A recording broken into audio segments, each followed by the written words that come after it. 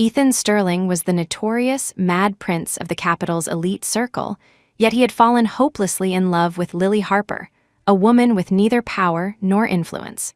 She was the little waif he had picked up off the streets. From the age of 15 to 25, he had held her in the palm of his hand, spoiling her rotten.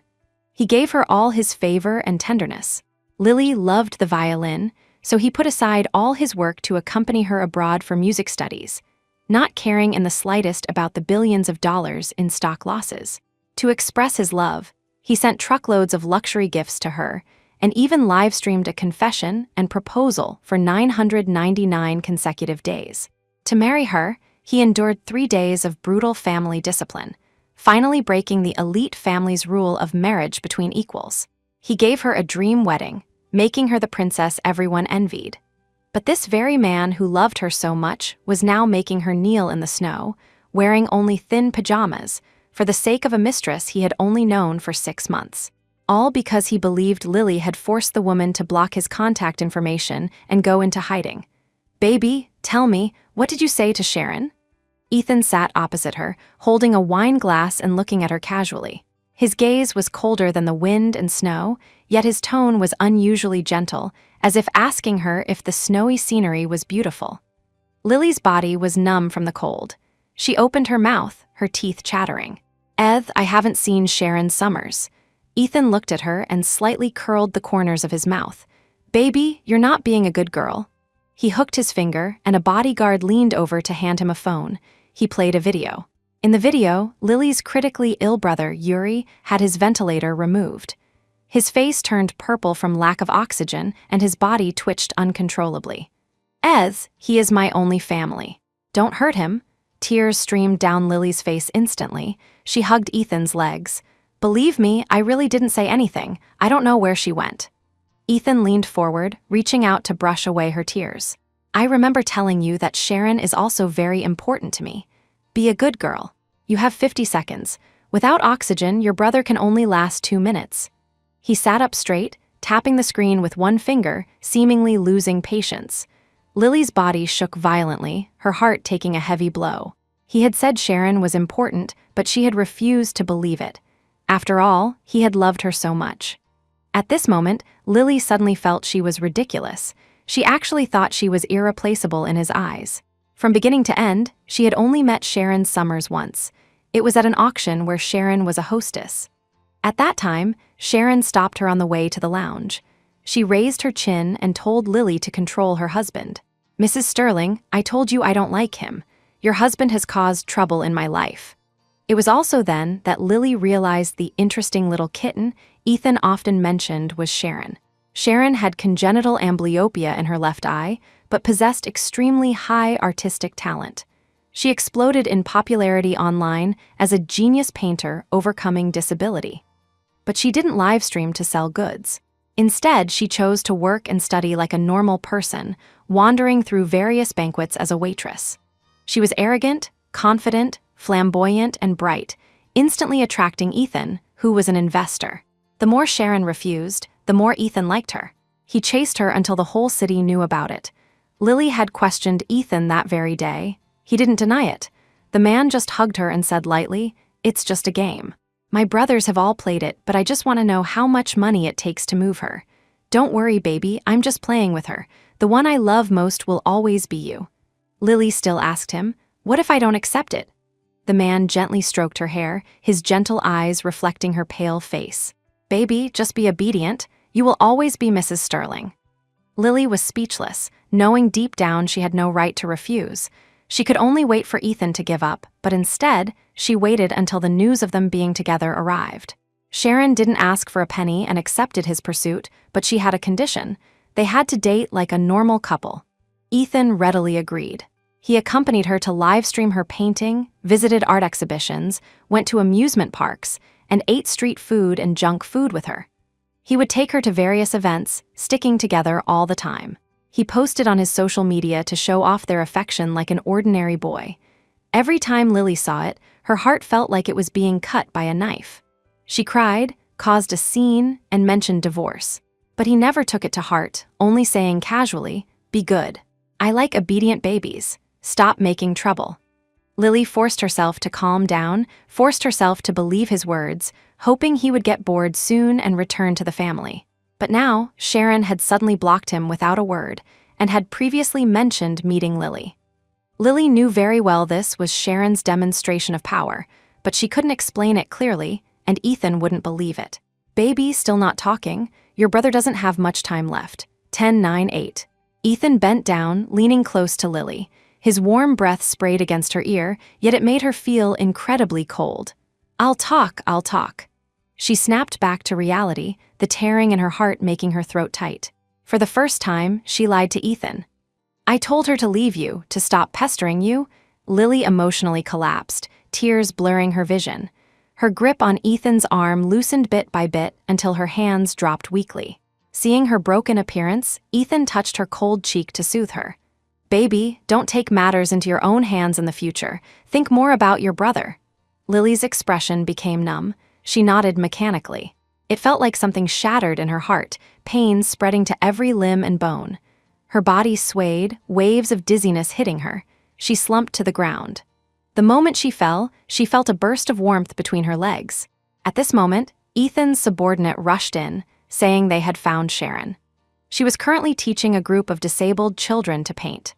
The subordinate looked at Lily and continued, saying that Mrs. Sterling had forbidden her from seeing Ethan again, so she told Ethan not to look for her. Ethan's face lit up with joy, turning a deaf ear to the second half of the sentence. He immediately arranged for Sharon to trend on social media, praising her beauty and kindness. As for Lily on the ground, he didn't even spare her a glance. My stomach hurts." In unbearable pain, Lily reached out to Ethan's back, only to see him walking further and further away, disappearing from her sight. After getting in the car, Ethan simply called Butler Jeeves and ordered him to lock Lily in the meditation room to reflect. The butler looked at Lily, who had collapsed in the snow with a patch of crimson beneath her, and spoke hurriedly, "Sir, the madam seems to have miscarried. She's bleeding a lot." Ethan's face instantly darkened. He said coldly, "She was pregnant. She's really getting less and less obedient. This child shouldn't have appeared." Butler Jeeves sighed deeply, not daring to disobey Ethan's order, and carried Lily into the meditation room. Lily was woken up by raw pain. The agony of detachment in her lower abdomen tortured her nerves. She clearly felt the life of the child slipping away. She crawled to the door and banged on it with all her might, screaming hoarsely, "Let me out, send me to the hospital, save my baby." Save our child." Somebody, after a long time, only the butler's voice came from outside the door. "Madam, this child was not in Mr. Sterling's plan. Without Mr. Sterling's orders, no one dares to send you to the hospital. You should just be obedient and reflect properly in the meditation room." It was as if Lily had been instantly drained of strength. Thinking of Ethan's decisiveness when he left, she collapsed on the floor in a breakdown. She just wanted a child belonging to the two of them. Because he didn't want one, she had no right to be pregnant. Now, for his little mistress, he disregarded her life and death, locking the pregnant her in confinement. Lily clutched her lower abdomen, wanting to cry but unable to shed tears, only feeling so much pain she was about to suffocate. Waves of pain swept over her. Her consciousness gradually blurred. Before fainting, she whispered softly, "Ethan Sterling, the baby is gone, and I don't want you anymore either." When Lily woke up again, she had already been sent to the hospital. Touching her flat lower abdomen, sadness flooded her heart. Her child was really gone. It seemed that she and Ethan had also reached the end. The ward door was pushed open. She turned her eyes to look. Ethan walked in holding Sharon's hand, fingers interlaced. Sharon's eyes were cold, her rims slightly red. She glared at Lily angrily. "Mrs. Sterling, I already left. Why did you have to involve my family and hire people to threaten my parents? If you can't control your own husband, you bully the vulnerable." Facing the unwarranted accusation, Lily subconsciously looked at Ethan. His gaze fell on Sharon's face, full of admiration, treating her like a treasure. Lily's heart stung fiercely. He used to look at her like that, too gentle, doting, reluctant to look away for even a second. He used to hold her and say, "My wife is the best. Other women aren't worth a single strand of your hair." But now, from the moment he entered the ward until now, he hadn't even given her a peripheral glance. Lily smiled self-mockingly. She ignored Sharon and asked Ethan, Why didn't you save our child? You should ask yourself why you took matters into your own hands and got pregnant, Ethan said coldly, radiating authority without needing to be angry. In this marriage, do I not even have the right to have a child? Knowing the answer, Lily still asked with a dead heart. Ethan nodded almost without hesitation, his whole being carrying the irrefutable majesty of a superior. Correct. Lily lowered her head, tears flooding her eyes. I didn't come here to hear you discuss children. Mr. Sterling, you said you would give me an explanation. Sharon looked at Ethan with slight dissatisfaction. In front of Ethan, she always acted fearless of power, intellectual, and straightforward. Ethan patted her back to soothe her, looking at Lily with slight blame. Lil, you forced Sharon away and threatened her parents. You owe her an apology. Meeting Ethan's gaze, Lily's chest ached dully. She couldn't help but defend herself. I didn't do it. I won't apologize. Still causing trouble? I really didn't. Lily shook her head. Ethan's eyes darkened, his face becoming increasingly grim. He waved at the door, calling the bodyguards in. Will you apologize yourself, or shall I have the bodyguards help you? Ethan's eyes were terrifyingly cold. Lily's heart seized in pain. She looked at Ethan stubbornly. She was betting that he would keep his promise not to hurt her. Help the madam, Ethan ordered indifferently. Lily instantly felt like she had fallen into an ice cave. She lost. Lily accepted her fate and didn't struggle. She was dragged off the bed by the bodyguards, forced to bow her head and apologize to Sharon. I'm sorry. After speaking, she bit her lip hard until she tasted blood. Do you accept her apology? Ethan curled his lips, looking at Sharon in his arms. Sharon nodded, then looked determined. Mr. Sterling, thank you for your favor, but we are done. My parents won't allow me to be a mistress, and I won't allow my parents to be hurt again. That's easy to handle. Just don't be a mistress. Ethan grabbed Sharon's arm, pressed her into his embrace, and took out his phone to call his lawyer. Prepare divorce papers. Give Lily Harper $100 million. It felt like her heart was being repeatedly sliced. Lily looked at him in disbelief. The man who once risked his life to marry her was now divorcing her for a mistress. Ethan dominantly lifted Sharon's chin. Once I divorce, you will be my only girlfriend. Then I'll give you one more chance. If you fail me, I'll leave immediately. Sharon hugged Ethan. In a corner he couldn't see, she raised her eyebrows triumphantly at Lily. Ethan smiled dotingly and left holding her hand, leaving Lily sitting on the floor alone. Looking at their retreating backs, she laughed lightly. She laughed until her heart ached, laughed until her face was covered in tears. Not long after, Ethan's lawyer arrived with the divorce papers. Miss Harper, Mr. Sterling ordered you to sign, but he says all this is fake. Once he's had enough fun, he will return to the family and will still remarry you and have children. There is $100 million in this card. Your wedding anniversary is in half a month. After the anniversary, Mr. Sterling hopes you will take the money and go travel for a while to give him enough personal space. But you don't need to worry. When you come back, he will remarry you. Lily stared at the divorce papers in a daze. Did Ethan think she really couldn't leave him? But he was wrong. She couldn't leave him before because she loved him. But now, she didn't want to love him anymore. Lily signed the divorce agreement without any hesitation and accepted the card and the plane ticket. For the next few days, Ethan ostentatiously took Sharon to various events. She refused to wear haute couture or jewelry.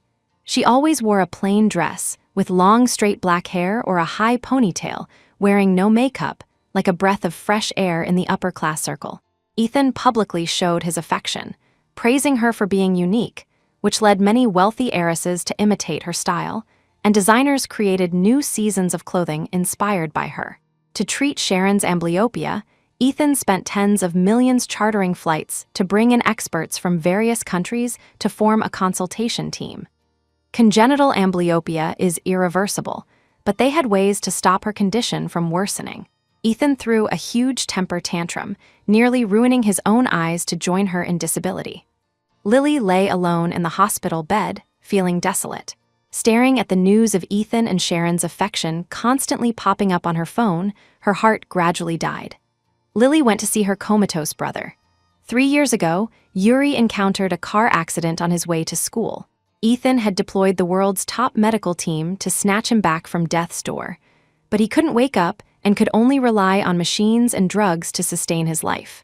At this moment, Lily held her brother's hand, her eyes red. "Yuri, your sister is leaving. Before I go, I will take you to another place. I used to think Ethan Sterling was my happiness in this life, but I found out I was wrong." Lily seemed to have found an outlet, pouring out all the grievances and sadness in her heart. It wasn't until after lunchtime that she wiped away her tears and reluctantly left the hospital. Lily went to the Civil Affairs Bureau to cancel the household registration for herself and her brother. She used a special channel for expedited processing and would get it in 7 working days. Then she went to the mountain villa Ethan had given her. She sorted out all the gifts she had treasured, contacted an auction house to sell them on consignment, then found a small law firm to handle the transfer procedures, returning the villa to Ethan. Finally, she returned to the main villa and found the gifts she had personally made for Ethan. They were worthless trinkets, but Ethan used to love them to death. Now she threw things into the fire one by one. Under the raging flames, sweet memories of her and Ethan flashed by. They had truly loved each other deeply. But that happiness was as fragile as a bubble.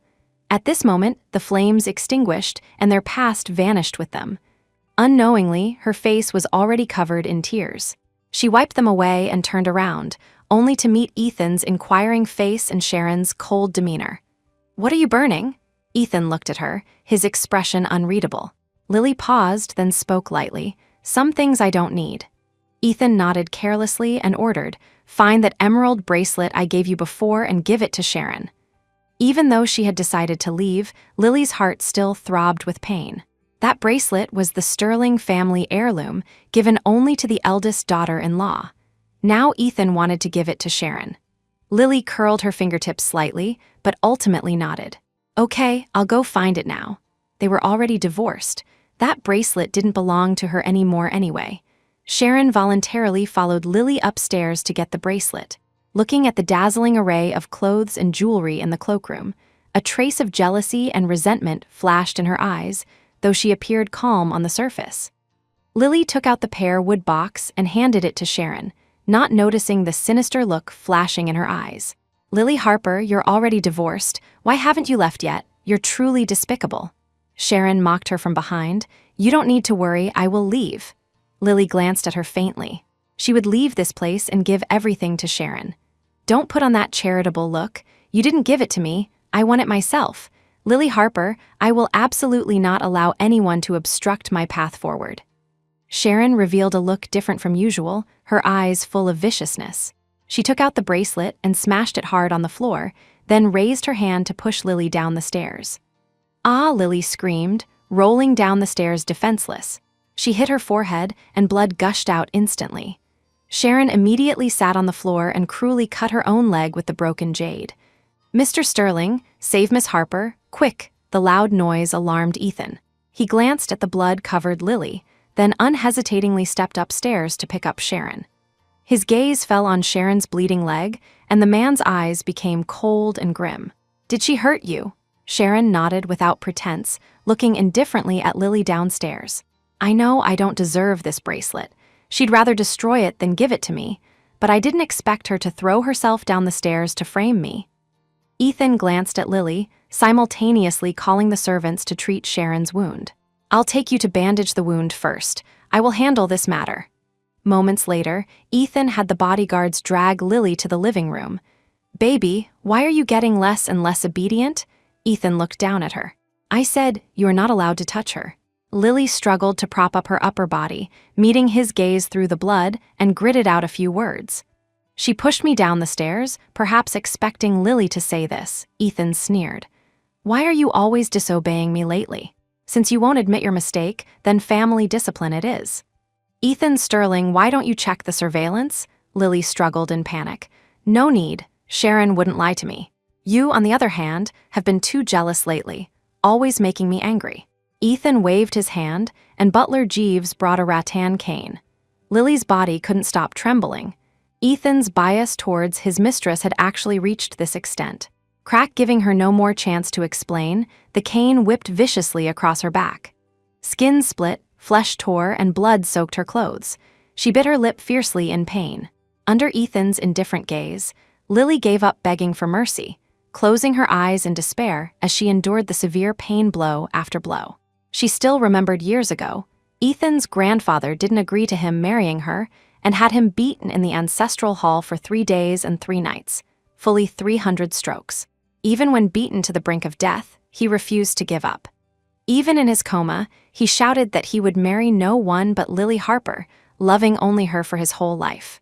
He said she was more important than his life, and he would absolutely not let her suffer the slightest grievance. He wanted the whole world to know that Lily Harper was his wife. But now, for another woman, he pinned a false crime on her and subjected her to family discipline. Ethan Sterling, are you really just playing with Sharon Summers? When Lily woke up, a day had already passed. The wounds on her back had been treated, and she couldn't feel the pain anymore. Ethan sat beside her, smoking casually. Through the swirling smoke came his cold voice, "Sharon is angry. You need to coax her." Lily looked at him with a numb expression. "What do you mean, President Sterling?" Hearing her address him so formally, Ethan's face darkened immediately. He snubbed out the cigarette and rubbed her lips with his ash-stained fingers. "Baby, don't throw a tantrum with hubby." His eyes flashed with a dangerous light. Lily's heart trembled violently. She suddenly thought of old Master Sterling's warning to her. Ethan only likes obedient dogs. If you are determined to stay by his side, you must be prepared to be an obedient dog forever. At that time, she didn't understand, thinking old Master Sterling was just fear-mongering to break them up. Now she somewhat understood his words. Ethan's love was paranoid and selfish. He was the dominant master, and she could only depend on him. She lowered her eyes to hide the fear within and nodded obediently. "I understand. Prepare a performance piece. Sharon wants to hear a violin solo." Ethan touched the top of her head with satisfaction and personally applied medicine to her back. Everywhere his fingers touched felt bone chillingly cold. At nightfall, Lily wore a long-sleeved champagne-colored luxury gown and full diamond jewelry, driven by the chauffeur to the banquet venue. The banquet was held at the largest hotel owned by the Sterling Group. Almost the entire elite circle of the capital was there. The ladies mostly wore simple, refreshing dresses with no makeup looks. Lily's outfit seemed out of place. As soon as she appeared, she became the subject of everyone's discussion: disdain, pity, ridicule, sarcasm. Is she here to act? A beggar is a beggar, something that can't be presented in public, wishing she could hang all the good stuff on her body. President Sterling doesn't want her anymore. She's trying every way to fight for favor, looking like a ridiculous clown. She can't compare to a single strand of Miss Summers' hair. Ugly duckling. Various voices entered her ears. Lily felt incredibly oppressed. She remembered attending banquets with Ethan in the past. Because someone mocked her for having been a beggar, Ethan directly had that person's mouth sewn shut, threatening that anyone who dared to discuss her would be made to disappear from the capital. The people in the circle were used to steering with the wind. Knowing Ethan no longer cared about her, they discussed and ridiculed her unscrupulously. Their mockery only stopped when Ethan and Sharon appeared. Lily followed everyone's gaze. Sharon was wearing a light-colored slip dress, her hair in a high ponytail, chin raised proudly. She suddenly understood why Ethan treated Sharon differently. Sharon had the shadow of Lily's younger self. When she was first brought into the Sterling family, she was also this free and easy, not feeling inferior because she was a beggar. But clearly, he was the one who said he didn't like her flamboyant and casual nature, telling her to become obedient. Lily's eyes dimmed, an indescribable irritability in her heart. Seeing everyone obsequiously fawning over Sharon, she turned to leave. "President Sterling, didn't you say you prepared a show for me?" Sharon's arrogant voice rang out. Lily's footsteps paused, stopping in place. The surrounding people observed Ethan's expression carefully. No one had ever dared to speak to him with this attitude. Even the formerly favored Lily was cautious and obedient in front of him. Ethan didn't mind at all. A smile remained on his lips, indulging Sharon's arrogance and rudeness. He embraced Sharon as they sat down and snapped his fingers. Immediately, someone walked towards Lily with a violin. Lily turned around, took the violin under everyone's gaze, gripping it tightly. Looking through the crowd at Ethan, her heart went another degree numb. She loved the violin and wanted to join an orchestra, but Ethan said no one except him could hear her play. Everything of hers was his exclusive property. Lily smiled self-mockingly. His principles only needed a Sharon Summers to be broken. She took a deep breath and played Adagio in G minor. The melodious notes echoed in the air, like sounds of heartbreak, extremely sorrowful. This song announced the end of her and Ethan. From now on, she no longer loved Ethan Sterling. Ethan frowned. Lily was wrapped in thick sadness. He watched with inexplicable irritability and unease. "Enough," Sharon suddenly spoke up, interrupting Lily's performance. "It's too sad. It ruins the atmosphere. You took the initiative to divorce President Sterling. I didn't force you. You don't need to pretend to be pitiful here." Sharon pretended to be straightforward, mocking Lily. Meeting the provocation in her eyes, Lily didn't respond, only lowering her eyes in silence. Sharon felt like she had punched cotton. She looked at Ethan unwillingly. "President Sterling, did you bring her here specifically to torture me?" Sharon expressed her dissatisfaction with Ethan in full view of everyone. There was silence all around. Everyone was waiting for Ethan to get angry. After all, he wouldn't allow anyone to be presumptuous in front of him. Ethan chuckled aloud and touched her cheek. "Don't be angry. I invite you to the first dance." Sharon turned her face away, somewhat unhappy, but still accepted Ethan's invitation and followed him onto the dance floor. Lily looked up at the couple dancing in the center of the floor. Her heart was surprisingly calm. She put away the violin and turned to leave. Just a few steps away, her path was blocked by several women. Before she could speak, she was dragged into a corner. "Mrs. Sterling? Oh wait, President Sterling doesn't want you anymore. Bitch, do you remember my hand?" A woman raised her left arm. Her wrist was empty. "Just because I accidentally bumped into you, my hand was chopped off. And my face. I only said you didn't look that great, and sulfuric acid was thrown on my face." A woman took off her mask, glaring at her viciously. "And my family's company. Just because I said you used to be a beggar, my family's company went bankrupt." Lily's heart trembled slightly. She knew Ethan did all these things. He used paranoid and ruthless methods to protect her. Now that she had lost his partiality, she had to bear the revenge of these people. "What do you want?" she struggled. One of the women suddenly grabbed her hair and slapped her hard. "Make you become like me, neither human nor ghost. Let's see if you still dare to pester President Sterling." Miss Summers said whoever can make her life a living hell will get a good word in front of President Sterling and receive a reward. Sharon Summers? Lily was shocked. While she was distracted, she was pinned to the ground by them. Someone pinched her cheeks, taking turns slapping her face. They also took out prepared needles, immobilized her fingers, and stabbed fiercely into her fingernails. "Ah!" Lily screamed in pain, immediately silenced by someone covering her mouth. The 10 fingers are connected to the heart. She looked through teary eyes, trembling all over. Taking advantage of the moment they switched positions, she fiercely pushed away the person beside her, got up, and ran forward. Lily stumbled and knocked over the champagne tower in front of her. The huge noise attracted everyone's attention. She fell miserably amidst the glass shards, red wine mixed with blood soaking her dress. "Miss Harper, are you using a bitter meat trick?" Sharon followed the sound and walked over, speaking contemptuously. "Sharon Summers, you hired people to intentionally hurt me," Lily said through gritted teeth. "Me hurt you?" Sharon curled her lips mockingly, linking arms with Ethan. "I have a career, I have a lover. What do you have that's worth me hurting?" Lily's body shook violently. Everything she had was given by Ethan. Without Ethan, she had nothing. "You're right, I have nothing."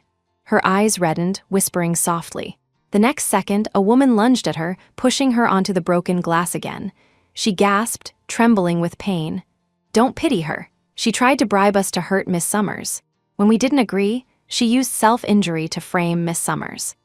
The women who had just hurt her stepped forward one by one to testify, accusing her of deliberately slandering Sharon. She couldn't argue in her defense and became the target of public criticism. "Bitch, her heart is so black." Someone threw a wine glass at her. President Sterling doesn't want her anymore, yet she still dares to be arrogant. Go back to being a beggar. Don't think about breaking up President Sterling and Miss Summers. Followed by more curses and wine glasses. Everyone knew Ethan didn't care about Lily anymore, so they could hurt her unscrupulously. Lily's gaze swept over the cold, angry faces, finally landing on Ethan's face. His gaze was calm and indifferent, without a trace of heartache, even revealing a hint of blame, blaming her for ruining the atmosphere of the banquet again. At this moment, all the pain in her body was magnified. Her heart felt pierced by sharp blades. Ethan's silence chilled her heart. He kept saying he was just playing with Sharon, yet he indulged Sharon in hurting her again and again. She kept looking at Ethan, the light in her eyes dimming little by little until it became hollow and numb. She suddenly felt it was extremely pointless. She had no strength to explain, nor did she want to be the touchstone for Ethan and Sharon's love. Lily forced herself to stand up. Seeing Ethan didn't stop her, she limped towards the door. With every step, the glass shards in the soles of her feet dug deeper, but she didn't pause. She wanted to leave here, leave Ethan Sterling. Lily was hospitalized again. It took 3 hours to clean up the glass shards from her body. After resting in the hospital for a few days, Lily processed her discharge. There were some things that still needed to be handled. She went to the bank to withdraw some cash and contacted a very small nursing home in the suburbs. She was willing to donate money to renovate the nursing home and buy new ventilators, just so they would take in her brother and keep it confidential. The director readily agreed, waiting only for her and her brother to get their new identities to sign the relevant contracts. Lily couldn't take him away yet, so she could only hope Ethan would find him later rather than sooner. She went to the hospital to see her brother and tell him the good news. Just reaching the corridor of her brother's ward, she saw her brother's caregiver being pulled by a middle-aged couple. She was desperately protecting the ward door behind her. "Miss Harper, you're finally here. These people want to go in and snatch Master Harper's equipment." Lily stepped forward quickly, pulling the people away, and scolded angrily, "What are you doing? This is a hospital. Who allowed you to mess around? You dare touch me, I'll have my son-in-law kill you. Get out of the way. My son is waiting for the ventilator to save his life." The middle-aged woman pushed Lily hard. Lily stumbled and fell. Her vision darkened. She looked up and met Sharon's triumphant gaze. "Lily Harper, you're truly pathetic." Sharon crossed her arms. "You can't stop my parents. I'm taking this ventilator." "Why aren't you helping yet?" Sharon commanded Ethan's bodyguards to control the caregiver, rush into the ward, and roughly tear off the instruments on her brother's body. "No, he will die."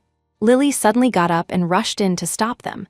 She squeezed to the very inside, spreading her arms to protect her brother. "Get out, don't touch my brother," Sharon's mother cried, "Ouch," and fell to the ground. Sharon stepped forward worriedly to check, then looked at Lily angrily. "Miss Harper, why did you push my mother? It was President Sterling who let us move the equipment. If you have a temper, don't take it out on innocent people. Ouch, it hurts so much." Sharon's mother clutched her chest and wailed. As soon as Ethan entered the door, he heard her wailing and looked down at Sharon. "What happened?" His voice carried a trace of displeasure. "That machine, I don't want it anymore." Sharon looked annoyed, retreating to advance. "My brother isn't injured that badly. He doesn't absolutely need this machine. Miss Harper is like a madwoman. She has pushed my mom down twice already." Ethan instantly figured out the sequence of events and looked coldly at the bodyguards. "Can't even catch one woman?" Several of them had some reservations before and didn't use deadly force on Lily. Seeing Ethan's dissatisfaction, one of them directly grabbed Lily's arm and dragged her aside. No, stop them quickly." Lily watched the ventilator being ripped away. She screamed hoarsely, looking at Ethan imploringly. "Ethan Sterling, tell them to get out. Don't touch my brother without the ventilator. He will die." "I beg you." Ethan's face became increasingly gloomy. Lily was getting less and less obedient, like a crazy shrew. "You're being disobedient again. Was the lesson not enough?" He looked at her askance with dissatisfaction. She trembled all over, opening her mouth but unable to make another sound, watching helplessly as Ethan's men took the equipment away. Lily was pushed to the ground. She got up immediately and ran to her brother. Her brother's face had already turned purple. She hurriedly pressed the emergency bell. There was no answer. A desperate thought flashed through her mind. Ethan, to punish her, wasn't letting the doctors save her brother. "Doctor, help, is there anyone?" "Save my brother," Lily cried and shouted in the corridor like a madwoman. There was no one on the entire floor.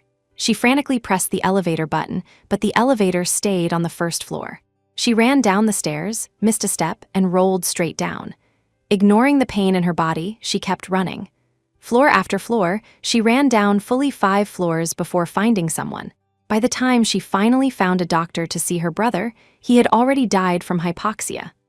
Lily stood in front of her brother's hospital bed, as if her soul had been sucked away, staring blankly at him. She opened her mouth but couldn't cry. It turned out that when heartache reaches its peak, one cannot cry.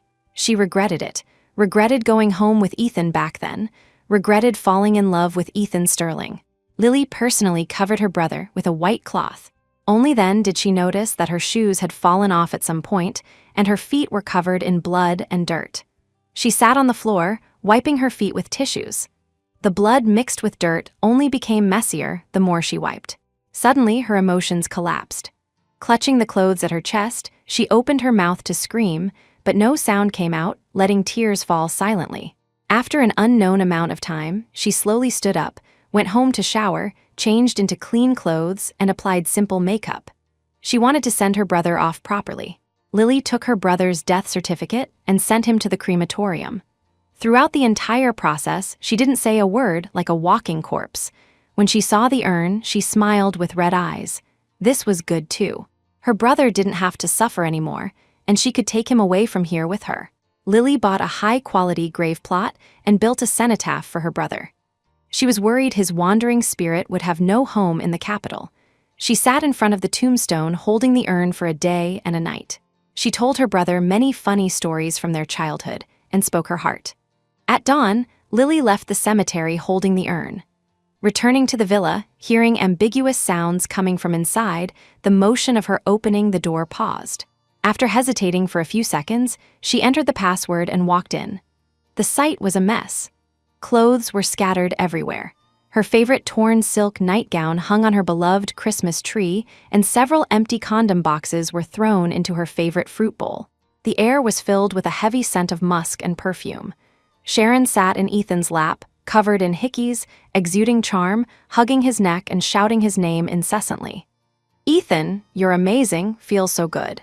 Lily didn't look sideways, walking straight up the stairs. Her dead heart felt no pain. The sounds downstairs continued for a long time. Ethan was in high spirits, and Sharon cried begging for mercy several times. After an unknown amount of time, the door was pushed open, and Ethan walked in. The lust in his eyes had faded. His body, having showered, carried the scent of body wash, but his shirt couldn't hide the red marks on his neck. Thinking of everything that happened in the living room, Lily's stomach churned, feeling incredibly nauseous. She covered her mouth, turned her head, and retched. Ethan's eyes went cold. "You find me disgusting?" Lily didn't speak.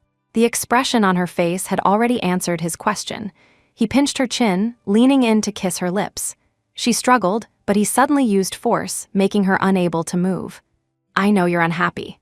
I'll make it up to you when I'm done playing. If you're disobedient again, your brother will have to suffer." Lily's heart trembled fiercely. Her brother was already dead. Did he want to grind his bones to dust? What he didn't know was that her brother was dead. She had no weaknesses anymore. "Ethan Sterling, let me leave. I can't endure it anymore," she asked tremblingly. Ethan's hawk-like eyes were sinister. He let go of his hand, stroking the cheek he had pinched red. "Don't talk nonsense. Where can you go if you leave me? Baby, be good. Don't always provoke me. You can't leave me, and I won't let you leave." Lily suddenly thought of a scene she saw a long time ago. Ethan locked a person who offended him in the basement. Because that person was afraid of snakes, he ordered a room full of snakes to be released. The person's screams were endless, literally scared into shock. Although he wouldn't do this to her, he would absolutely not let her leave. Cold all over, Lily lowered her eyes and lied to him for the second time. "You're right, I can't leave you."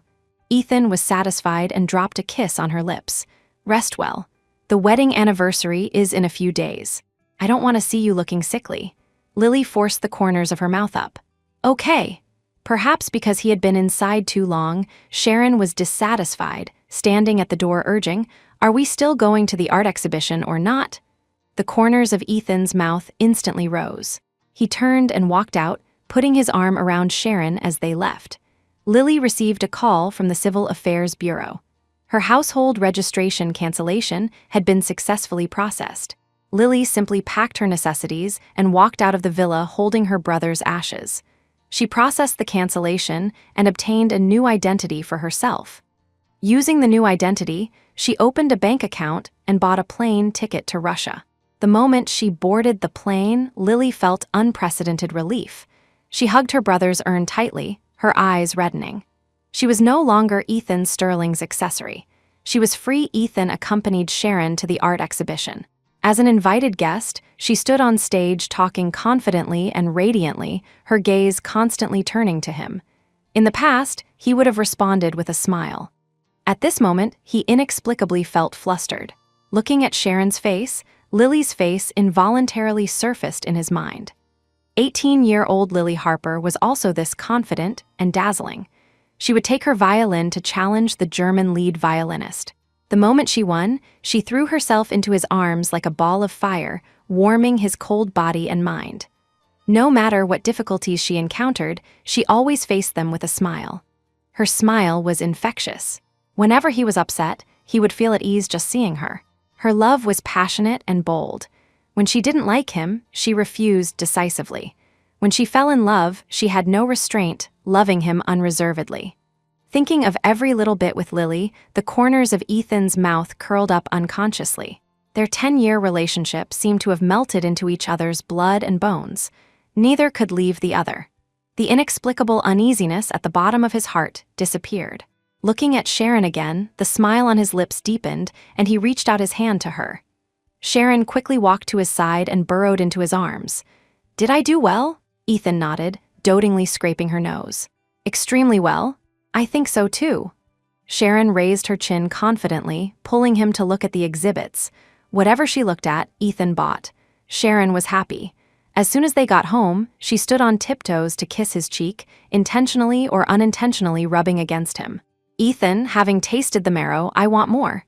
She took the initiative to take off his coat, acting domineering. Usually, Ethan ate this up. Her boldness made him feel fresh and interested. Suddenly, he felt a bit annoyed. Ethan's brows furrowed abruptly. Holding her hand, for some reason, his interest was lackluster. "What's wrong?" Sharon looked at him puzzledly. Ethan looked at her, and the image of Lily covering her mouth and retching appeared before his eyes again. His heart trembled inexplicably, somewhat uneasy. Lily found him disgusting. Ethan's face sank, and he tugged at his tie irritably. He didn't know what was wrong with him today. He kept thinking of Lily. And he had an inexplicable feeling that he was about to lose his true love. Seeing Ethan silent, Sharon leaned into his arms, pretending to be domineering. "I forbid you from thinking about other women. If you want to be with me, you must love me wholeheartedly." Ethan hadn't completely lost interest in her yet. Seeing her red-rimmed eyes, he reached out and hugged her back. Under her repeated seduction, he pressed her against the shoe cabinet and took her fiercely once. Ethan was stuck to her for 3 consecutive days. They tried various positions. Sharon played more and more excitedly, but to him, it tasted like wax. He was getting a bit tired of her. On the day of the anniversary, Ethan didn't plan to bring Lily. He first went to the company to deal with files accumulated over 3 days, letting his assistant go to the banquet venue to supervise the layout first. He personally selected a gown and jewelry for Lily, asked Assistant Brooks to prepare many gifts, and notified everyone to attend in formal attire. Ethan had planned to return to Lily's side after the wedding anniversary, remarry her, and stay with her properly. If she wanted a child, they would have one. Ethan sent Lily a message instructing her to arrive early, then focused on work until 7:00 p.m. before leaving the office. The flowers at the banquet were all flown in, dyed gradient blue according to Lily's preference. A huge glass slipper display stood in the center, filled with gifts Ethan had prepared for Lily. Ethan wanted to use today's opportunity to let Lily know he was coming back to her. Thinking of the happy expression on Lily's face, Ethan couldn't help curling his lips. She would definitely throw herself into his arms and cry with emotion. Time passed minute by minute. All the guests had arrived, but there was still no sign of Lily. Ethan felt irritable, uneasy, and panicked. Emotions intertwined in his heart. He took out his phone to contact Lily. He called 5 or 6 times in a row, but no one answered. The WeChat messages he sent her also sank into the ocean. For 10 years, Lily had replied to messages and calls instantly. She had never lost contact with him. Thinking back on Lily's state during this period, Ethan finally realized something was wrong. She hadn't actively sought him out for a long time, hadn't smiled at him for a long time. Her eyes were getting dimmer and dimmer, and she even proposed leaving. Ethan's heart shook violently, his face terrifyingly gloomy. Sensing his change, the people around him shivered in fear, backing away quietly to distance themselves from him. "Go home and pick up the madam," Ethan ordered coldly, turning to sit on the high seat, staring at the door without saying a word. His body radiated chilling air. The banquet scene was silent, everyone dared not even breathe loudly. Ethan lowered his head and scrolled through his chat history with Lily. The last chat was her begging him not to chase Sharon anymore. "Eth, don't chase that girl anymore, okay? I'm scared. Scared you won't want me anymore. Eth, is it because I'm not good enough? You said you would never leave me. I don't want to share you with other women. Come home, okay? I wore your favorite nightgown and learned new positions. Come back and try, okay?" Every word was a humble and cautious plea. She loved him so humbly and carefully, yet he had turned a blind eye. Ethan's fingers curled slightly, frowning tightly, the unease in his heart growing stronger. He looked up at the door, just in time to see Assistant Brooks walk in alone, face pale. "Mr. Sterling, the madam isn't home. Her documents are missing too," the assistant whispered into his ear. Ethan struggled to control his emotions, saying coldly, "Dismiss everyone. Send people to guard the hospital. She can't bear to leave her brother." Ethan got up and left the banquet, driving back to the villa. The villa was cold and deserted. The living room still maintained the messy appearance from his battle with Sharon. His heart trembled fiercely, thoughts chaotic. He walked up the stairs, searching every room but didn't find that familiar figure. Lily's things were all there. Her clothes, her cosmetics, the gifts he gave her, everything was as before except she was gone. "Baby, where are you hiding? Come out quickly," he sent a voice message to Lily with a trembling voice. "If you don't come out, I'll be angry. I said no throwing tantrums. I'm done playing with Sharon Summers. Come home quickly. If you keep making trouble, your brother will suffer again." Ethan stared dead at the phone screen. The chat box had no reaction, only his lonely voice messages. It wasn't until his eyes were sore from staring at the screen that Ethan belatedly realized Lily really didn't want him anymore. Ethan threw away the phone, lit a cigarette, and took a deep drag. Smoke filled his lungs, making his chest hurt even more. He refused to believe Lily had left him. For 10 years, she only had him by her side. He was her entire life. Leaving him, she had nowhere to go. Maybe he was too excessive, and Lily didn't want to forgive him for a while. The cigarette in his hand burned out, the embers burning his fingers. He remained unaware, trying hard to think of places Lily might go. The next second, the phone rang. He picked it up hurriedly, finding his voice. "Lily Harper, you've taken this too far. Come back immediately." The phone was silent for 2 seconds before the assistant's voice came through. "Mr. Sterling, we can't find the madam. All information regarding the madam has been canceled. Only some commonly used apps are still logged in." Ethan's brain buzzed, as if struck by lightning. Was Lily trying to disappear completely? What about the hospital? Start a live stream on all networks. Notify Lily Harper that if she doesn't return, pull the plug on her brother. Ethan's face was gloomy, almost roaring. Assistant Brooks was trembling with fear. "Mr. Sterling, the madam's brother isn't in the hospital. He died a few days ago." "Died?" Ethan's knuckles turned white gripping the phone, the scene in the hospital room that day automatically flashing in his mind. Lily crying and begging him not to take the ventilator, saying her brother would die.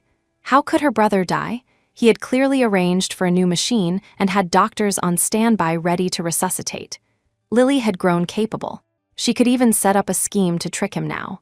Did she think that by faking her brother's death and canceling her ID to hide, he wouldn't be able to find her? He had money and power, connections reaching the heavens. As long as she wasn't hiding in hell, he could find her D-died. The assistant dared not guess Ethan's thoughts, only biting the bullet to answer. "How many years have you been with me?" Ethan recovered his indifference, voice like ice. 8 years, you should know my style. A plan involving faked death and disappearance is full of holes, yet you can't see through it? I give you 1 day. Find the tracks of the madam and her brother. "Mr. Sterling, the madam's brother really died." The assistant looked at the copy of the death certificate in his hand, speaking tremblingly. but Ethan had already hung up the phone, not hearing his words at all. He was helpless, pacing around anxiously, but didn't dare call Ethan again to explain. Hanging up the phone, Ethan's heart felt like a piece was missing. He was long accustomed to Lily's existence. Her departure was like gouging a piece of flesh from his heart, nearly taking half his life. Ethan went to the company, numbing himself with work while waiting for news of Lily. Every now and then, he would glance at his phone and send Lily a message. If she realized her mistake and came back now, he could let bygones be bygones. Until dawn, Ethan didn't wait for any news from Lily. The unease in his heart grew stronger. He stared at the documents but couldn't read a word, let alone understand the content. Ethan had never felt so irritable. He tore off his tie and swept the documents on the desk onto the floor. Lily Harper, how long are you going to keep this up? Unable to control his emotions, he slammed his fist onto the desk, breaking the skin on his hand. If you don't come back soon, then don't ever come back. Ethan never showed his emotions, but now he couldn't control himself, becoming somewhat manic. The loud noise and roar scared the secretary outside the office pale. She looked at the documents in her hand, afraid to knock and enter. "Give it to me." Sharon suddenly appeared, taking the documents from the secretary. "I'll take it in for you. You go busy yourself with other things." The secretary felt relieved of a heavy burden, bowing thanks to Sharon. "Thank you, Miss Summers." Sharon smiled. Ethan gave her privileges to enter and exit anywhere in the company freely. She didn't even need to knock to enter his office. She opened the door with the documents but was frightened by the scene before her. Ethan's face was livid, eyes bloodshot, staring dead at his phone. The blood on his hand stained his shirt cuffs. "Ethan, what are you doing?" "Self-harm." Sharon composed herself, speaking arrogantly as usual. Hearing this, Ethan turned to look at her. His cold gaze scared her into taking a step back involuntarily. "You wouldn't let me go to the banquet yesterday, so I obediently didn't go. But I want to know, you and Lily Harper are already divorced. Why prepare a surprise for her?" Sharon feigned calmness, walking to his side and putting the documents on the table. "I said, if you're with me, it must be wholehearted. I won't accept sharing a husband with a waste like Lily Harper. She's not worthy. If you insist on lingering with her, let's break up." Sharon turned around angrily, waiting for Ethan to coax her. In the past, every time she said break up, he would be incredibly nervous. After she finished speaking, the office fell into a dead silence. Ethan stood up. Instead of coaxing her, he stared coldly at her back. She felt a chill down her spine and subconsciously turned around, bumping into Ethan's chest. "You don't need to apologize, Before Sharon could finish, she was choked by the neck by Ethan. "You deserve to compare yourself with my baby? I spoil you, that's why people praise and compliment you. If I don't spoil you, you aren't even comparable to mud." His eyes were cold, his light tone stabbing into Sharon's heart like needles.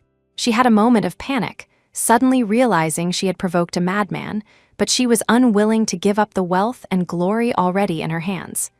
"I was just speaking out of anger. I didn't really want to leave. You're hurting me." Sharon softened her tone, meeting his eyes with reddened rims. In less than 3 seconds, she looked away. Ethan's bottomless, cold eyes frightened her. Ethan let go, and Sharon collapsed to the floor. He looked down at her. "Get out, you're in a bad mood today. I'll come find you another day." Sharon climbed up from the ground, finding a way out for herself. Before she could leave, she heard the assistant's knock on the door.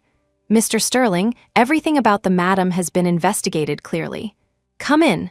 Ethan sat back down, turning towards the door.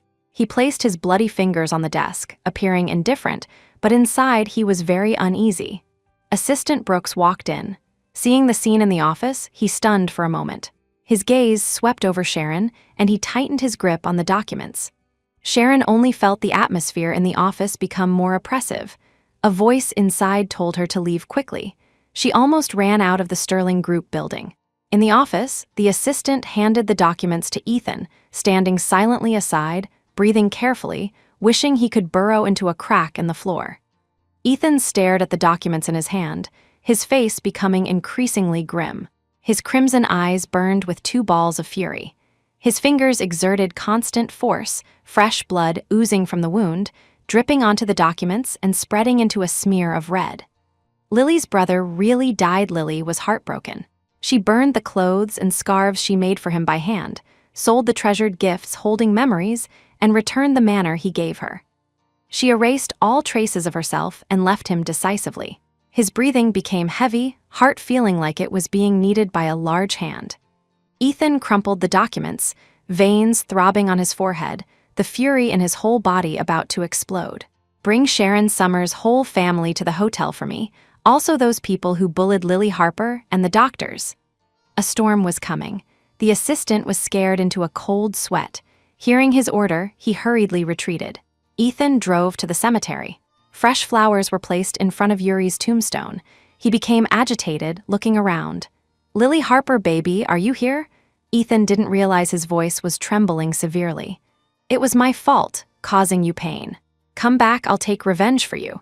Responding to Ethan was only the whistling wind. His body swayed slightly, and he unwillingly continued calling Lily's name. "Stop looking. I'm the only one here. I sent the flowers." A cemetery worker walked towards him, placing the flowers in his hand in front of Yuri's tombstone. "Where is the person who erected the monument? Do you know where she is?" Ethan questioned. The worker shook his head. "Miss Harper only came once. She guarded here for a day and a night. Before leaving, she gave me some money to send flowers to her brother 3 times a day. Her brother liked sunflowers." Ethan staggered back, his heart sour and astringent. "If you see her, notify me immediately." Ethan left a business card and an unlimited card. Ethan drove 2 laps around the outer ring road before driving to the hotel. Sharon and the others sat in the banquet hall with varied expressions. Sharon was somewhat afraid, worried Ethan would lose his temper at her again. When she saw him walk in calmly, her suspended heart settled back down. She was the first to stand up, her tone lukewarm. "Ethan, are you in a better mood? Did you bring us here to apologize to me?" A trace of coldness flashed across Ethan's calm face. He had given Sharon too much face, making her so arrogant and oblivious to death. Thinking of the torture Lily suffered, he wished he could tear Sharon apart. He sneered and hooked his finger at Sharon. "Come here." Sharon pretended to be reluctant as she walked over. "You're not allowed to lose your temper at me indiscriminately in the future, or I'll ignore you forever." As soon as Sharon got close to him, she was slapped to the floor by him. "Where did you get the gall to hurt my wife? Think your life is too long." Sharon was slapped silly, but still maintained her arrogant appearance, tears welling up but not falling. "What are you saying? I don't understand. Is that so?" Ethan looked at her like looking at a dead person. "Doesn't matter if you don't understand. Someone will help you." Ethan waved his hand, and several bodyguards stepped out.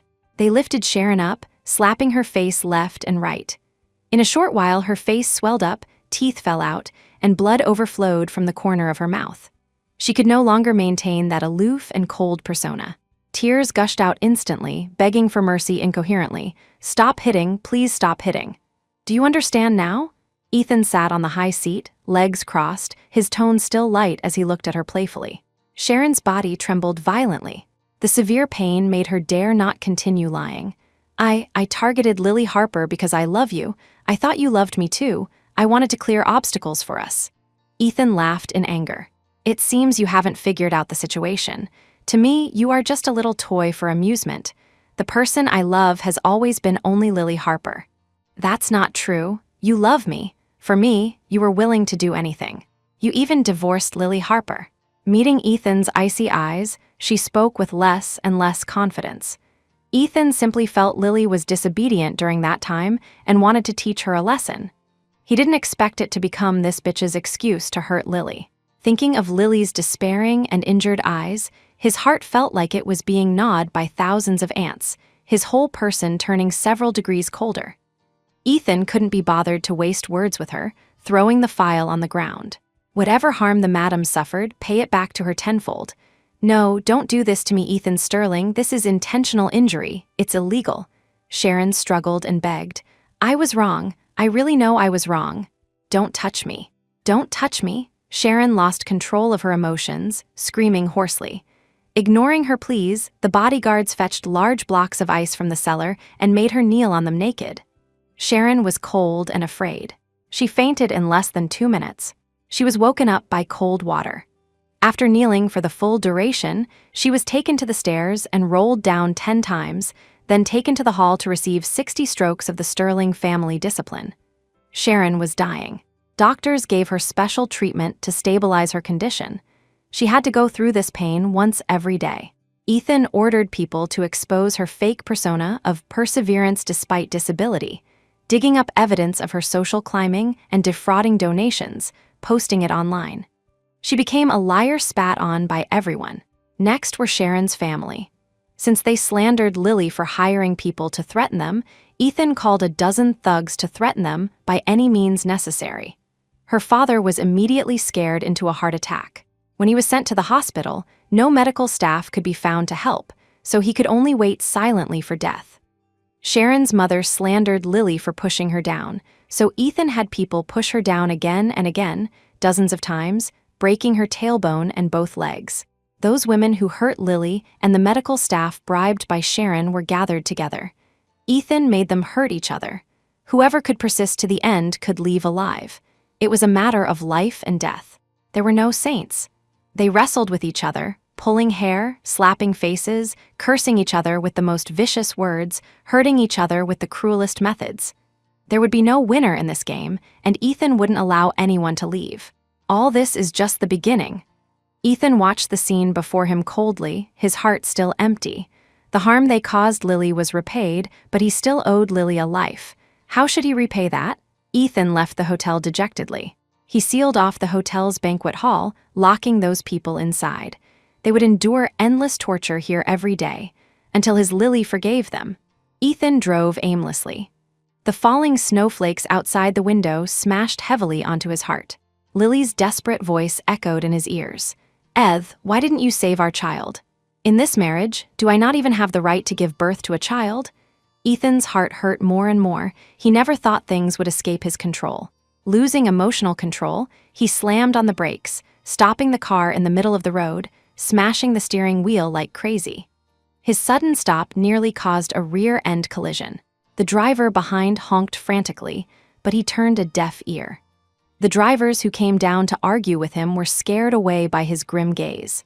The traffic police who rushed over couldn't do anything with him either, so they had to stand aside to direct traffic and let other cars bypass. A long, long time passed. Until white snow covered the entire car roof, Ethan still had no reaction. At some point, he had passed out. At this time, Lily departed from Russia and after 4 transfers arrived in Germany, settling in a remote small town. Having been by Ethan's side for 10 years, she understood him somewhat. He wouldn't look first in places she had been to. She could spend a quiet period here. She hoped Sharon could tie down Ethan's heart so he wouldn't look for her again, becoming strangers from then on. Lily bought a small villa and decorated her new home according to her own preferences. She specifically set up a bedroom for her brother and placed his ashes inside. She went to purchase daily necessities, filling the refrigerator with food. Her mood was inexplicably great. From now on, she could start a new life here. Since Lily was brought into the Sterling family, she hadn't had a life truly belonging to herself. Everything she had depended on Ethan.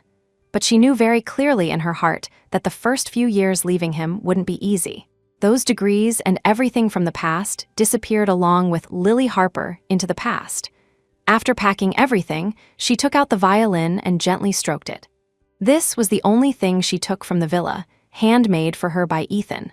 Not for his sentiment, but because she was used to using it. She gently played the violin. It was still a sad tune, oppressive, but gradually, the tune became melodious and relaxed. By the end, every jumping note seemed to speak of hope. As the song ended, her mood was even more cheerful. Clap, clap, clap. A series of applause rang out. Lily looked towards the sound. A tall, handsome man stood outside the courtyard wall downstairs.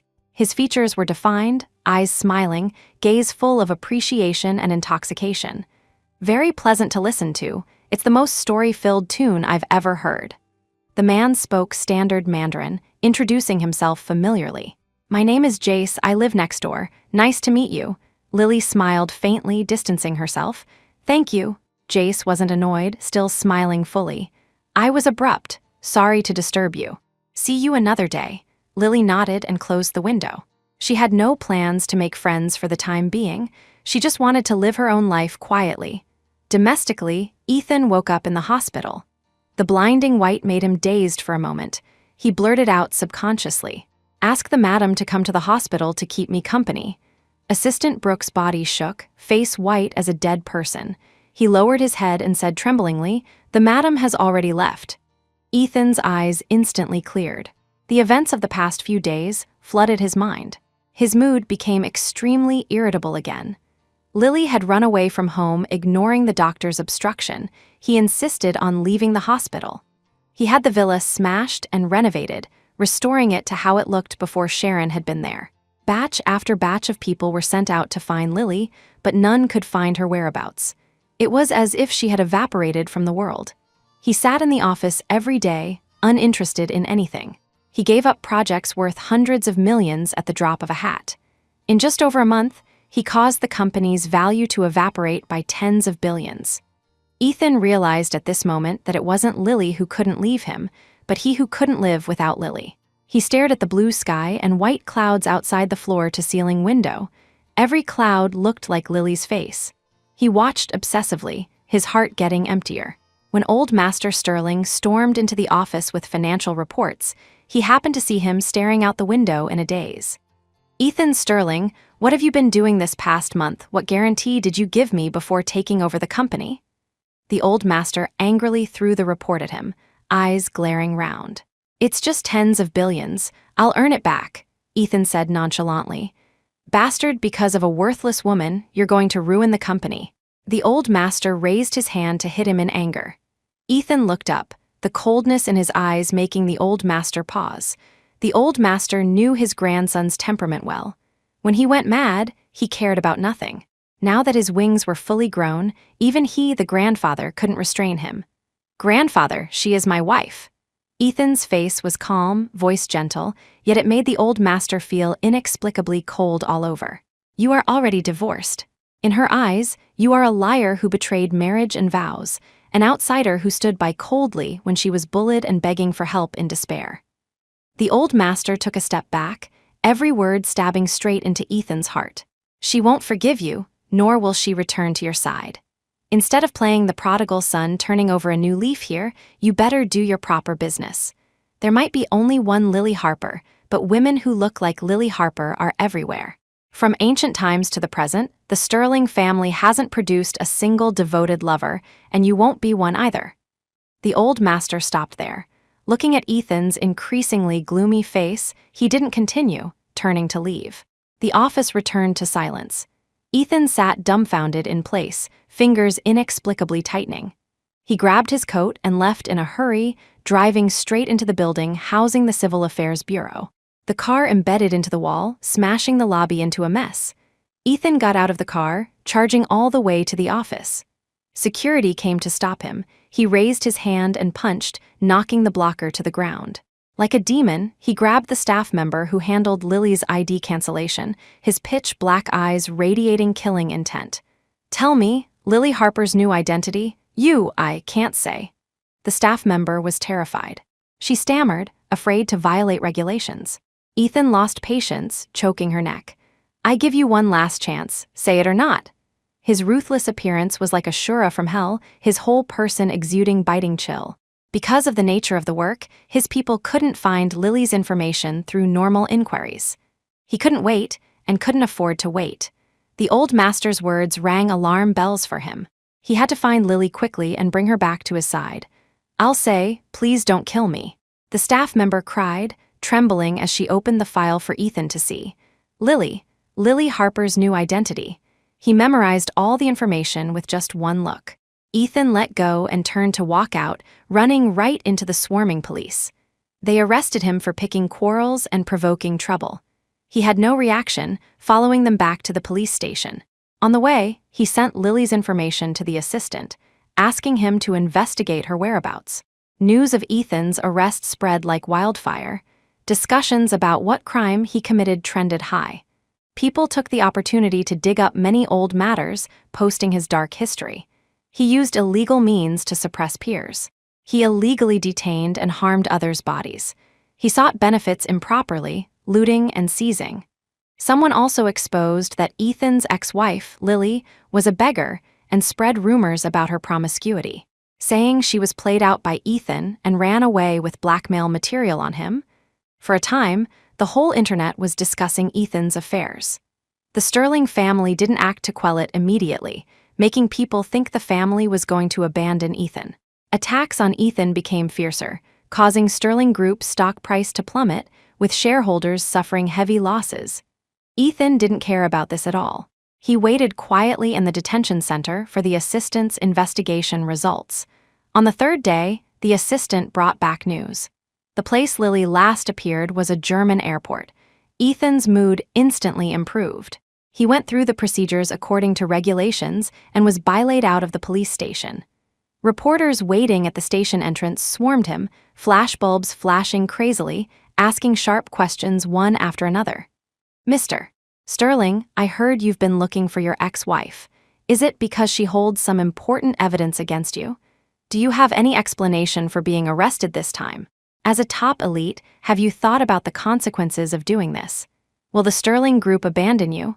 What means did you use to force your ex-wife to divorce? Is her disappearance related to you?" Ethan suddenly stopped, scanning coldly over the last reporter who asked a question. That reporter's body trembled fiercely, a chill spreading from the soles of his feet, and he quickly backed out of the crowd. Ethan's eyes were too terrifying.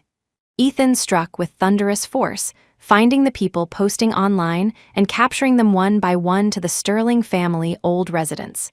He also brought along the Branch family uncle who instigated them from behind. He made them start a live stream, narrating the entire process of slandering him to the camera.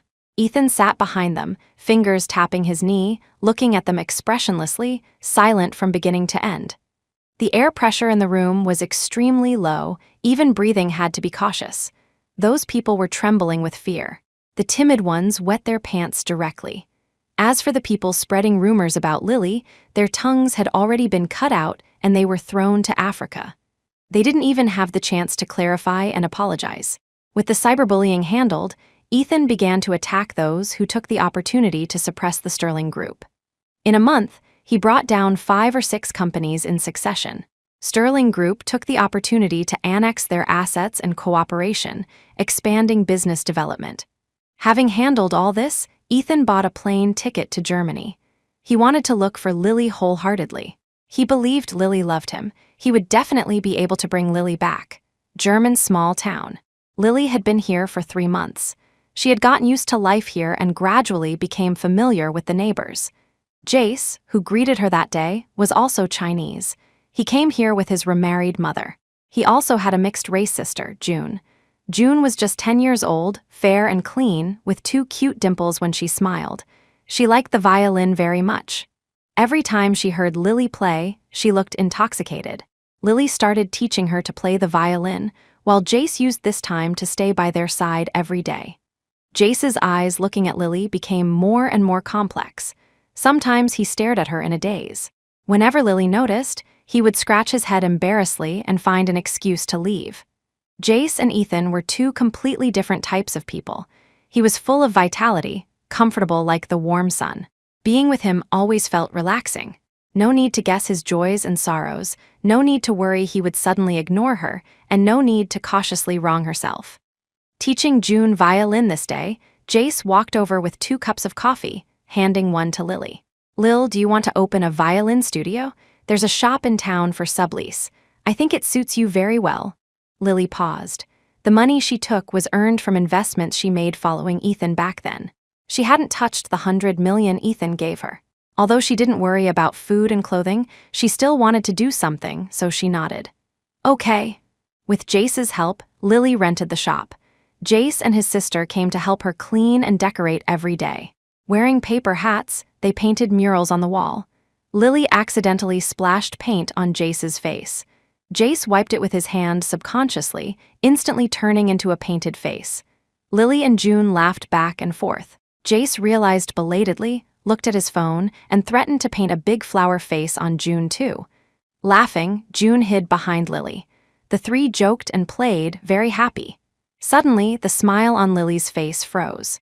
The paint bucket in her hand dropped to the floor, blue paint splashing everywhere, soiling her canvas shoes. Lily stared dead at the person standing at the door. Mist gathered in her eyes. Curling her fingers, nails dug deep into her flesh. She really didn't expect to see Ethan again so soon. No joy of reunion, no happiness of meeting again, only a thick fear lingering at the bottom of her heart. Ethan's calm eyes hid surging anger. He hooked his finger at Lily, speaking gently. "Baby, come here." Lily didn't move. Jace stepped sideways to block in front of her, speaking politely to drive Ethan away. "Sir, this is a private place. Please leave." Ethan narrowed his eyes, gaze dangerous, scanning Jace, who was taller than him, up and down. "Lily Harper, I came to take you home." He ignored Jace. Hearing this, Jace frowned, looking back at Lily. Lily's face was pale. She tried hard to pull up the corners of her mouth to explain. "He is my ex-husband. Lily Harper was my previous name." "Baby, you're being disobedient again. When did we divorce? You were just temporarily apart. We can remarry anytime." Ethan interrupted her, reaching out for her to come, still with that high and mighty appearance. Lily stepped out from behind Jace to meet Ethan's gaze. Ethan's heart hurt fiercely. Besides fear, her gaze held a trace of disgust, but no trace of love could be found anymore. A terrible thought appeared. His little beggar didn't love him anymore. No, impossible. She was just angry. Ethan rarely put down his arrogance, his attitude softening. "Let's talk. I can explain some things." Lily glanced at Jace. Jace understood and took June out. "I'll be right outside. Call me if anything happens." Lily nodded gratefully. Ethan's face was gloomy, unwilling for Lily to be so close to another man. Only Lily and Ethan were left in the room. "What does President Sterling want to talk about?" Lily's attitude was distant. Ethan felt oppressed in his chest. "Don't call me that. I did wrong in the past. I already know what Sharon did to you. I took revenge for you." Ethan told Lily the fate of Sharon's family, and those who openly or secretly mocked her all received their due punishment. "Baby, I know you always wanted a child. Let's have one when we go back. However many you want." Mentioning children, Ethan was somewhat agitated. "As long as you go back with me, whatever you want to do, I won't stop you. In the future, I will only have you by my side. I don't love Sharon. I was just playing with her. I didn't expect you to be so angry." Lily listened quietly to Ethan talking to himself. Her heart remained calm. Everything seemed unrelated to her. Only when hearing about children did the tip of her heart ache for a moment. "Ethan, it doesn't matter anymore." Lily spoke to interrupt him. "I've already let go. I hope you let me go. I don't love you anymore. You can force me back, imprison me by your side, or even kill me. But in my heart, I don't want to be with you." Lily spoke word by word, tone unusually firm, meeting Ethan's gaze without shrinking back. She watched his gaze change from hope to anger and finally to helplessness. Whatever his reaction, she didn't care anymore. Ethan stood frozen in place, not speaking for a long time, the light in his eyes gradually dimming. Before coming, he thought about taking her back by force, as long as she stayed by his side. Listening to Lily, Ethan hesitated. Deep down, he dared not force her. He had never felt so at a loss. Lily waited a while. Seeing him motionless, she walked towards the door. As she brushed past him, he grabbed her wrist. A cold touch attacked her. Lily frowned. "Your hand is too cold. It's uncomfortable." Ethan subconsciously let go. "Baby, you really won't go back with me?" Lily rubbed her cold wrist and shook her head. "I'm not willing." She continued walking forward without looking back. She never wanted to live the old life again, never wanted to become Ethan's accessory again. Looking at the retreating backs of Lily and the Jace siblings, he clutched his chest hard. It was getting emptier and more painful there. Ethan stood in the studio for an hour before turning to leave. He struggled constantly inside, hesitating whether he should forcibly take Lily away. In the past, he would have chosen to take her back by force, as long as she was by his side. But now, he actually had a trace of expectation. He wanted her to return to his side because of love, like before. He wanted to make her happy. Two thoughts quarreled constantly in his mind, making his ears buzz. He found a bar, ordered a table of strong liquor, and poured it down his throat glass after glass. The strong liquor burned his throat but still couldn't wash away the gloom in his heart. The more he drank, the more his heart hurt. Leaning on the sofa back, he smiled with red eyes. How did he make things like this? Clearly they loved each other so much. Clearly she wasn't willing to leave him for a single step. Why did he have to lose her 10 years ago? He was besieged by people from the Branch family on the street. It was Lily who saved him by pretending to call the police. Her clothes were ragged, but she was incomparably clean. Her eyes were bright. With just one look, he remembered her. Being a beggar so clean, does anyone give you money? He teased her. She raised her chin, retorting unhappily, "What does it have to do with you? I have my own ways to fill my stomach. As for you, beaten into a pig's head, yet you have time to meddle." Before he could answer, he was picked up by the butler with men. Seeing her again was half a month later. She came out of the supermarket with her brother, touching her stomach with satisfaction. Ethan laughed. She was really smart, dressing cleanly to go to the supermarket for free samples, managing to be a dignified beggar. He became more and more interested in her, following her for a few days, wanting a chance to take her home. Finally waiting until the day her brother fell ill, he used repaying her saving grace as an excuse to take her and her brother home. His boring life became interesting from then on. They grew up together. She was smart and learned everything quickly. He wanted her to stay by his side forever. She refused, saying she would only be with the person she loved. Later they fell in love. She said she would be with him forever. To be a qualified Mrs. Sterling, she restrained her radiance, smoothed her edges, and wholeheartedly became his helper. But he got bored, wanting freshness, attracted by Sharon, who was like her younger self. By the time he realized his mistake, it was too late. She said she didn't love him anymore.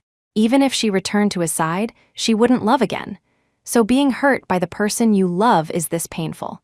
How sad Lily must have been during that time. Ethan closed his eyes, shedding tears for the first time. He downed a bottle of wine violently, muttering aloud, "Lily Harper, don't leave me." Unknown how long passed, unknown how much he drank, Ethan only felt everything before his eyes start to sway. The burning in his chest became more obvious. He opened his mouth and vomited a mouthful of blood. Strong dizziness struck. He fell into darkness. When Ethan woke up, it was 3 days later. He had a severe gastric perforation.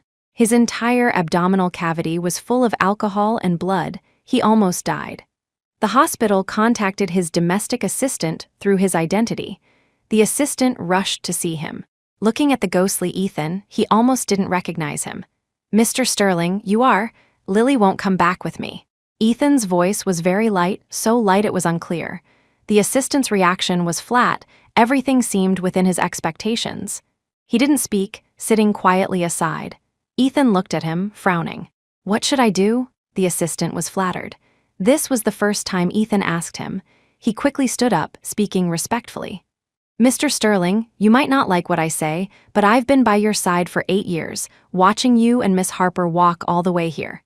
The assistant paused intentionally, secretly observing Ethan's reaction.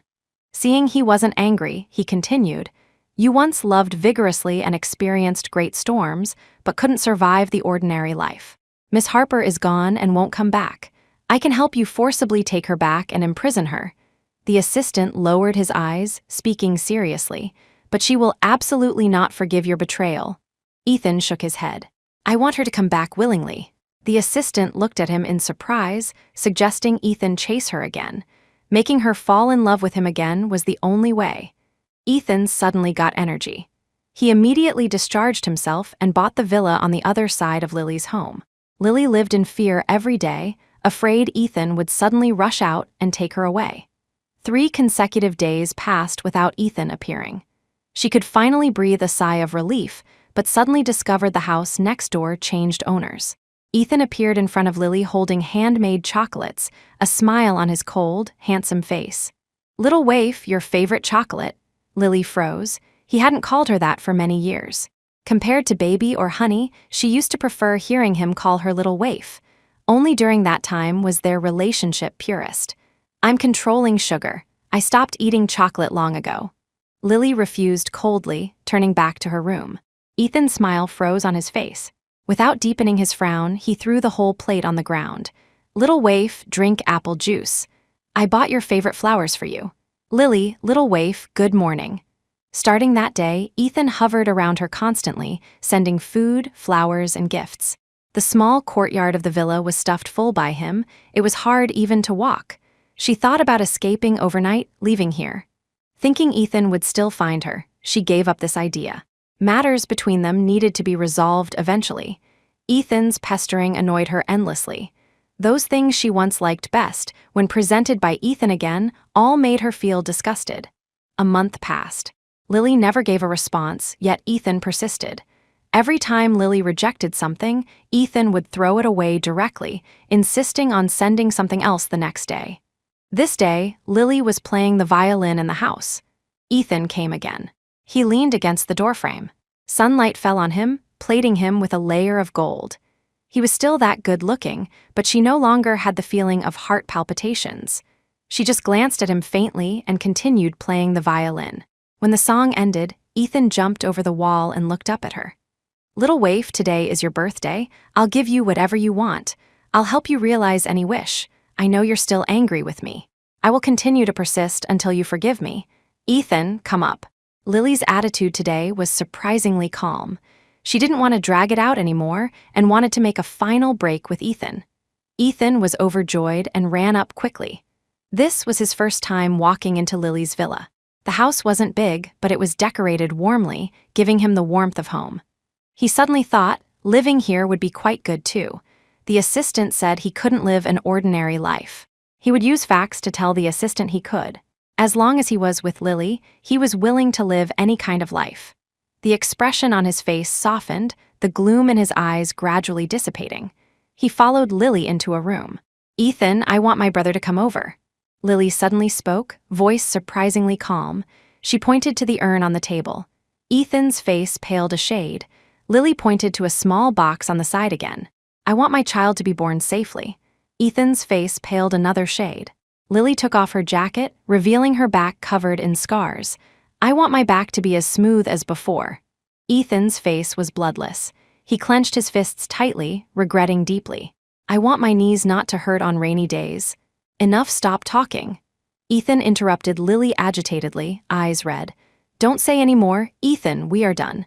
Damage caused cannot be repaired. What's past is past. I don't love you anymore. Stopped loving you a long time ago. No matter what you do, I won't love you again. My wish is for you to leave my world and never appear again."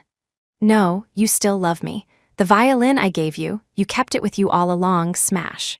Lily raised the violin in her hand and smashed it fiercely onto the floor. Strings snapped, wood chips flew. "I was just used to using it, but now I realized its tone has changed. It's time to replace it." Lily's cold, emotionless gaze stung Ethan's heart.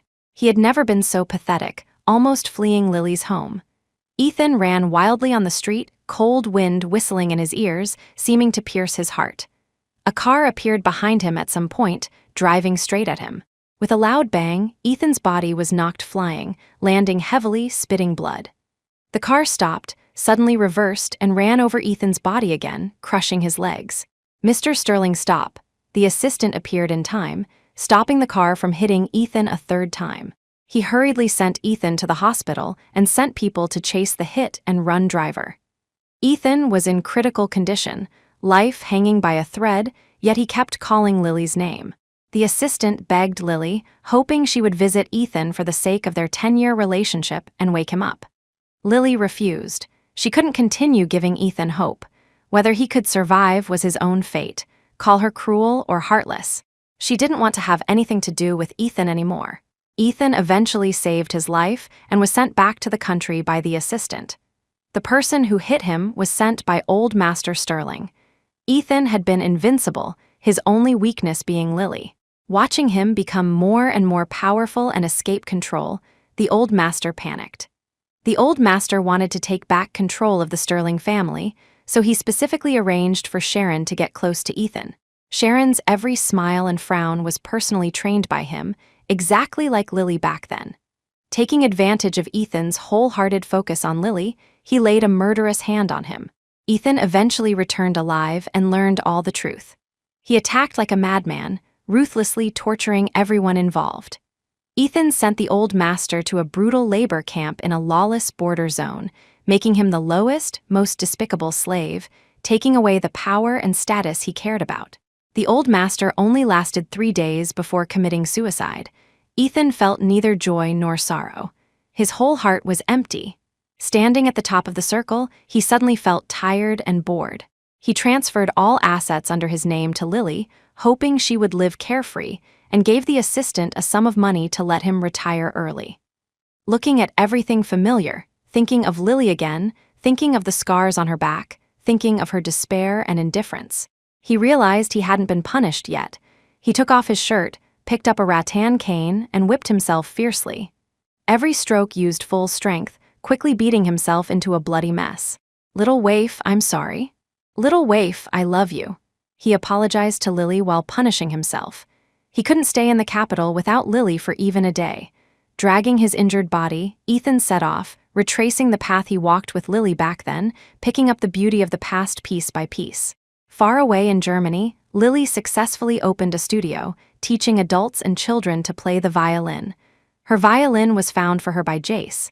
She used it quite comfortably. In return, she gave Jace a watch. She always thought Jace was unemployed. Later, she discovered he was actually the heir to the Chandler family, formerly of the capital. The Chandlers were once more powerful than the Zio family, only they chose to immigrate, moving all industries abroad. These had nothing to do with her. She only treated Jace as a friend. Jace didn't force her, silently accompanying her. Life got sweeter and sweeter. She also completely walked out of the shadows of the past. Hearing news of Ethan again was on an afternoon when she was drinking coffee and sunbathing in the yard.